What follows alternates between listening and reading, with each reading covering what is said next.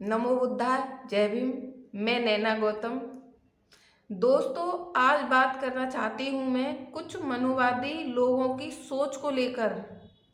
कुछ मनुवादी लोग बोधिसत्व भारतीय संविधान के मूल निर्माता बाबा साहेब डॉक्टर अंबेडकर को संविधान निर्माता मानने से इनकार कर रहे थे।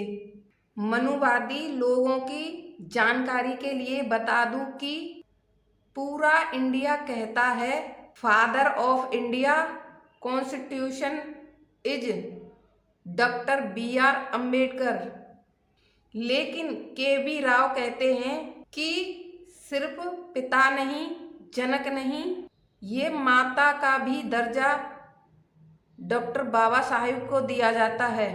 के.वी. राव की थ्योरी है कि बाबा साहब माँ भी हैं और पिता भी, संविधान के जनक व जननी। ये उपनाम के.वी. राव ने ही दिया है। और अभी तो रुको, क्लाइमैक्स अभी बाकी। के.वी. राव जी कहते हैं सिर्फ पिता नहीं, जनक नहीं, ये माँ का दर्जा भी इन्हीं को दिया जाता है। एक आदमी की थ्योरी है कि ये माँ भी हैं और पिता भी हैं। तो संविधान के जनक और जननी ये किसने उपनाम दिया? के.वी. राव जी ने। तो अंबेडकर जी पहले बंबई से लड़े, हारे, फिर ये लड़े बंगाल की सीट से जीते, लेकिन वो एरिया कट गया जिससे ये जीते थे।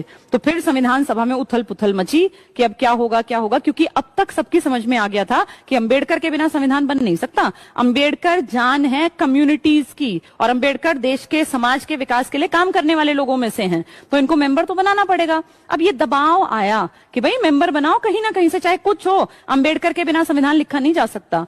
तो अंबेडकर जी ने चुनाव में चुने जाने के लिए बंबई से अपना नाम दिया। और मैं आपको सच्चाई बताऊं, ये क्यों नहीं बता पाऊंगी, लेकिन आपको हिंट दे देती हूं। जब इन्होंने अपना नाम दिया ना कि भाई मुझे बंबई की सीट से लड़ना है, संविधान सभा का मेंबर बनना है, तो ये मान लो कि सारे बड़े लीडर एंटी थे और उन्होंने पूरा दम लगा दिया कि कुछ भी हो जाए बी.आर. अंबेडकर जीतने नहीं चाहिए। हर एक आदमी ने कोशिश की, अपना पूरा जुगाड़ लगा दिया कि किसी भी कंडीशन में अंबेडकर बंबई की सीट से ना जीत पाए। मतलब एक तरफ अकेले ये और एक तरफ सारे बड़े लीडर से कि ये हारने चाहिए, और वही हुआ, ये हार गए। लेकिन ये हार मानने वालों में से नहीं थे, इनके लिए तो बचपन से जूझ रहे थे ऐसी दिक्कतों से। कोई बात नहीं, हार गए, कोई दिक्कत नहीं। ये फेज में हुए थे ना चुनाव, एक दिन में थोड़ी हुए।